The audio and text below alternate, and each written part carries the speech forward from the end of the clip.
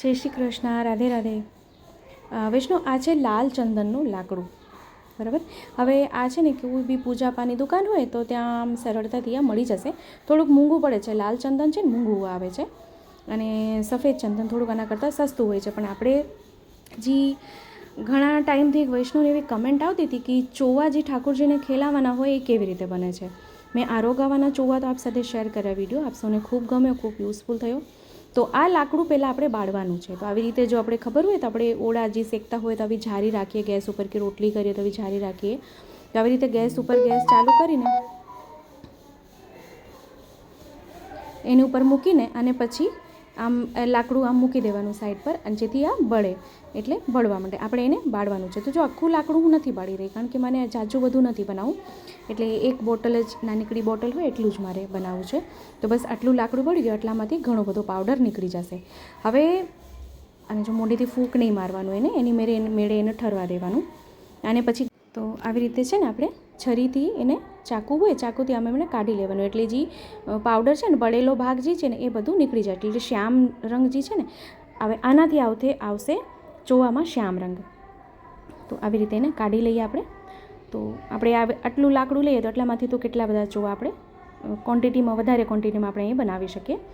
તો આટલા મેં એમાંથી કાઢી લીધા છે. વધારે નથી કરી રહી, આટલું જ કરી રહી છું. પછી આ પાછું કામ આવે આપણને, એટલે પાછું એને મૂકી દેવાનું. તો હવે એને શું કરીએ, આજે આખું છે તો એને આવી રીતે ચમચીથી, કાં તો ખાંડણી દસ્તું હોય તો ખાંડણી દસ્તામાં લઈને એને ખાંડી નાખવાનું એકદમથી. તો એકદમ પાવડર ફોર્મ એનો કરવાનો છે. એકદમ પાવડર હોય ને, એકદમ લીસો એવું કરી લેવાનું છે આપણે એને. અને આપણે ચોવા જે આવે છે તે આપણે સ્વામિનીજીના ભાવનું આવે છે, તો એટલે એનું રંગ શ્યામ છે.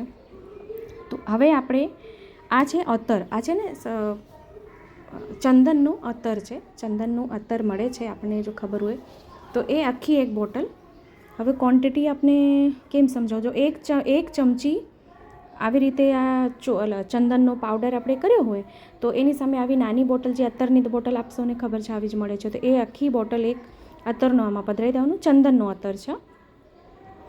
અને એની સાથે બરાસ કપૂર, ભીમસેની કપૂર જો હોય છે ને, આપણે ભીમસેની કપૂરને બરાસ કપૂર કહેવાય છે. તો એ બરાસ કપૂર આપણે અહીંયા 1/4 ચમચી આવી રીતે ભૂકો કરીને આમાં પધરાવી દેવાનું છે. 1/4 ચમચી, 1/4 બી વધારે થઈ જશે, એના કરતાં સેજ ઓછું.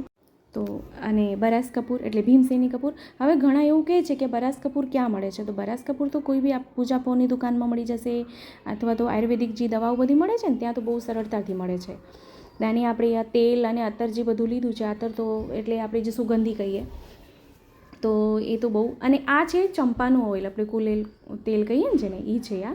તો આપણે આ મેડિકલમાં પણ મળે છે, અને કોઈ બી ગ્રોસરી સ્ટોરમાં, મોલમાં આપણે ઇઝીલી મળી જશે, ઓનલાઈન પણ મળે છે. તો ચંપાનું તેલ છે એ લેવાનું છે આપણે. અને ચંદનનું અત્તર લેવાનું છે, ચંદનનું લાલ ચંદનનું લાકડું લેવાનું છે, ભીમસેની કપૂર એટલે બરાસ કપૂર લેવાનું છે. તો આ ભીમસેની કપૂર જે મેં આપને કીધું, આપ આવી બધી હવે ઓનલાઈન બી મળે છે. આપણને જો દુકાનમાં ન સમજાય તો ઓનલાઈન બી પરચેસ કરી શકો છો, મંગાવી શકો છો. હવે એને સરખું ઘૂંટવાનું છે. હવે ઘૂંટવાથી શું થશે, આ ઘાટો થશે.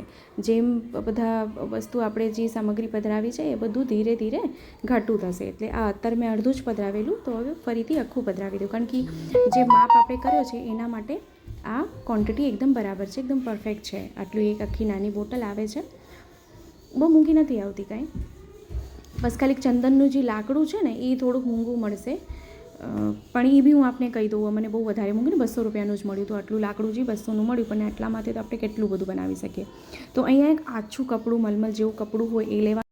અને પછી એને છે ને આપણે એને પહેલાં ગાળી લેવાનું છે. જો ગળણીથી ગાળશું ને તો એમાં કણી આવશે, અને કણી ન કે એમાં કણી વચ્ચે ન આવી જોઈએ. તો કપડેથી, અને આપણે જોઈએ તો કપડેથી 2-3 વાર એને ગાળી લેવાનું, કારણ કે એમાં બધી કણી હશે ને બધી નીકળી જશે. કારણ કે લાકડું છે, લાકડુંનું કોલસું કર્યું આપણે, કોલસામાંથી જ આપણે આ કર્યું છે. કોલસા ચંદનનું છે, કોઈ બી લાકડું નહીં લઈ લેવાનું, ચંદનનું લેવાનું છે. તો આપ સૌને મેં ખેલાવાના કલર, આરોગાવાના કલર, રંગ બધા બનાવીને આપ સાથે મેં વિડીયો શેર કર્યા હતા. આપ સૌને ખૂબ ગમ્યા છે, એ બદલ આપ સૌને ખૂબ ખૂબ આભાર.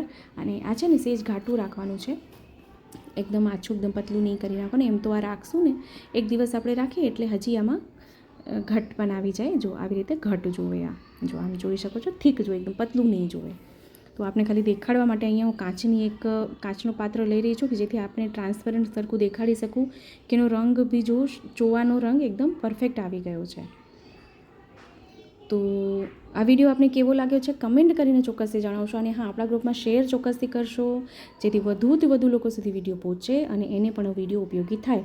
અને આપને આ કેવો લાગ્યો છે એ ચોક્કસથી આપનો ભાવ જણાવશો. અને ચેનલ પર નવા આવ્યા હોય ચેનલને સબસ્ક્રાઈબ કરશો, બેલ આઇકન હિટ કરશો જેથી જ્યારે બી કોઈ વિડીયો મૂકું તો આપ સુધી નોટિફિકેશન આવી જાય અને આપને સૌથી પહેલાં ખબર પડે કે વિડીયો અપલોડ થયો છે. તો આપણે ફરીથી મળશું આવી રીતે જ વિડીયો, નવી સામગ્રી, નવા શૃંગારની સાથે. ત્યાં સુધી આપ સૌને મારા જય શ્રી કૃષ્ણ.